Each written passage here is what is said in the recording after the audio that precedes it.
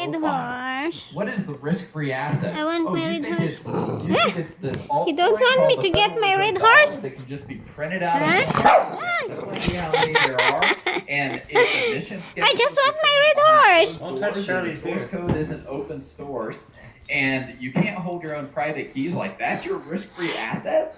That altcoin? You gotta be kidding me. That's an altcoin scam if I ever heard of one. And so, we have to reassess the landscape. What? I just want my red horse.